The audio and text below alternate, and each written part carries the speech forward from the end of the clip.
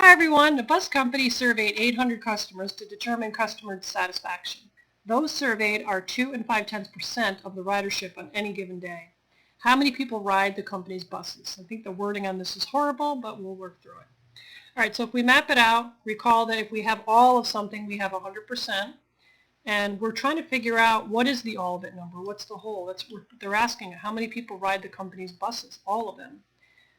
800 of them were surveyed, so that's the part. And they're talking about that being equal to 2 and 5/10%. Now we have a couple options. If for those who don't mind working with a decimal, then you might rethink this as 2 and 5/10 over 100, because remember percent means out of 100, so we could write it like this. And then we would think of it as parts and wholes. So this is the part, and we're trying to find the whole.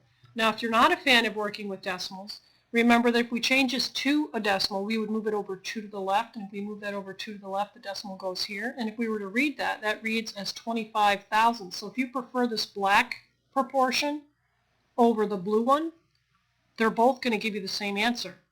But let's say you like to work with decimals and you don't mind doing that. Then this would be equal to 2 and 5/10 times W. Write that down. Make sure you make that decimal conspicuous. Cross product going the other way would be right here. So that's 100 times 800. So we know that 1 times 8 would be 8. And we have 1, 2, 3, 4 zeros to throw on that. 1, 2, 3, 4 zeros.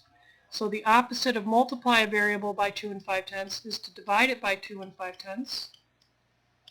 Do that on both sides of the equation to keep it balanced. And this would cancel out, bring down the W.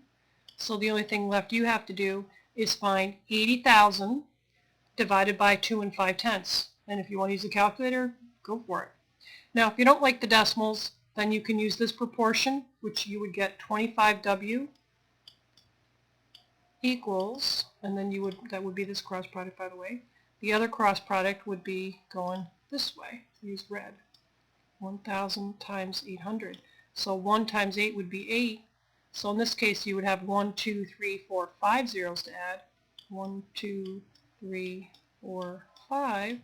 And we would be dividing both sides by 25. And the 25s would cancel out.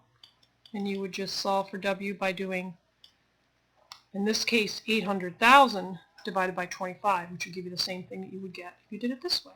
All right, so either way, pick your favorite method and come up with the answer by dividing, and you'll get one of these choices.